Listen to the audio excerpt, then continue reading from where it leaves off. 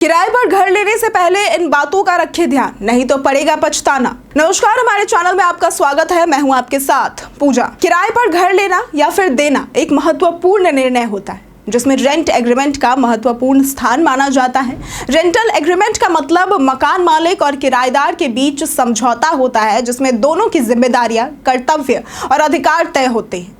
हालांकि अधिकांश लोग रेंटल एग्रीमेंट पर साइन करते समय केवल किराए और मेंटेनेंस चार्ज के बारे में ही सोचते हैं, लेकिन इसके अलावा कुछ अन्य महत्वपूर्ण शर्तें और बातें भी होती हैं जिन्हें नजरअंदाज करना भविष्य में समस्याएं उत्पन्न कर सकता है। इस वीडियो में हम उन महत्वपूर्ण बिंदुओं पर आपका ध्यान आकर्षित करेंगे जिन्हें रेंटल एग्रीमेंट पर साइन करने से पहले चर्चा करना बेहद जरूरी है। सबसे पहला है सुविधाओं तक पहुंच और मेंटेनेंस चार्ज। अगर आप ऐसी प्रॉपर्टी में रहने जा रहे हैं जहां जिम, स्विमिंग पूल या फिर क्लब हाउस जैसी सुविधाएं उपलब्ध हैं, तो ये जरूरी है कि इन सुविधाओं के लिए आपको अतिरिक्त मेंटेनेंस चार्ज देना होगा या नहीं, इस पर चर्चा की जाए। कुछ हाउसिंग सोसाइटी में इन सुविधाओं का उपयोग करने के लिए क्लब सदस्यता की आवश्यकता होती है। ये सुनिश्चित करें कि इन सुविधाओं का उपयोग आपकी रेंटल एग्रीमेंट में स्पष्ट रूप से तय हो और इन सभी चार्ज को किराए में जोड़ा जाए। दूसरा है पार्किंग और मेहमानों के लिए नियम।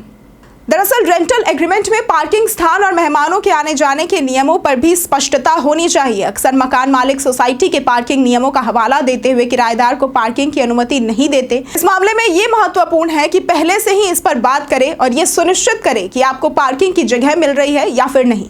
अगर रेंटल एग्रीमेंट में ये शर्त है कि रात में मेहमान नहीं रुक सकते, तो इस पर बातचीत करें और मकान मालिक से इसे समझौते के तहत लाने की कोशिश करें। तीसरा है घर में धूम्रपान और अन्य तरीके के प्रतिबंध। दरअसल कुछ मकान मालिक घर में धूम्रपान करने की अनुमति नहीं देते हैं। इसके अलावा अन्य प्रतिबंधों जैसे कि घर की सजावट, दीवारों पर चित्र लगाना या फिर किसी अन्य बदलाव को लेकर भी शर्तें हो सकती हैं। इन सभी शर्तों पर पहले से ही बातचीत करें और सुनिश्चित करें कि आपके जीवन शैली के हिसाब से कोई समस्या ना हो। चौथा है स्थायी चीजों की मरम्मत और मेंटेनेंस। रेंट एग्रीमेंट पर साइन करते समय यह सुनिश्चित करना बहुत महत्वपूर्ण है कि स्थायी चीजों की मरम्मत की जिम्मेदारी किसकी होगी। उदाहरण के लिए टाइल्स, दीवारें, लकड़ी की अलमारी इत्यादि जैसी चीजें जो घर के स्थायी हिस्से होते हैं, उनकी मरम्मत की जिम्मेदारी आमतौर पर मकान मालिक की होती है। हालांकि कई बार मकान मालिक इन चीजों की मरम्मत के खर्चे का आधा हिस्सा किराएदार से ले लेते हैं। इसे लेकर पहले से ही बात करें और ये सुनिश्चित करें कि यह शर्त एग्रीमेंट में लिखित रूप में मौजूद हो। पांचवा है घर छोड़ने के बाद लगने वाले शुल्क के बारे में। कभी कभी किराएदार जब घर छोड़ते हैं तो उन्हें कुछ समस्याओं का सामना करना पड़ता है, जैसे कि दीवारों में नमी, बिजली के तारों का खराब होना या फिर अन्य सामान का ठीक से काम न करना। मकान मालिक अक्सर इन समस्याओं के लिए सिक्योरिटी डिपॉजिट से पैसे काट सकते हैं। इसलिए घर लेने से पहले पूरी तरह से घर की जांच करें और किसी भी मरम्मत की आवश्यकता को पहले से ही नोट करें। अगर कोई समस्या पहले से मौजूद हो तो मकान मालिक को सूचित करें ताकि भविष्य में कोई भी विवाद ना हो। छठा है पालतू जानवर रखने की अनुमति। दरअसल कई किराएदारों के लिए यह सवाल उठता है कि क्या वे घर में पालतू जानवर रख सकते हैं या फिर नहीं। यह पूरी तरह से मकान मालिक पर ही निर्भर करता है। हालांकि यदि जानवर छोटा, शांत और नुकसान न करने वाला है तो कुछ मकान मालिक अनुमति दे भी सकते हैं। अगर मकान मालिक को घर में गंदगी की चिंता होती है तो आप एक समझौता कर सकते हैं जिसमें पालतू जानवर के लिए अतिरिक्त मेंटेनेंस चार्ज देने की बात की जा सकती है। किराए पर घर लेने के समय रेंटल एग्रीमेंट पर साइन करना केवल किराए और मेंटेनेंस चार्ज तक सीमित नहीं होता।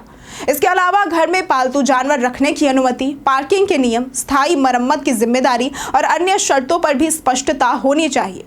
इन सभी पहलुओं पर पहले से बातचीत करके आप भविष्य में आने वाली समस्याओं से बच सकते हैं। सबसे महत्वपूर्ण बात तो ये है कि रेंटल एग्रीमेंट को ध्यान से पढ़ें और किसी भी शर्त को समझने के बाद ही उस पर साइन करें।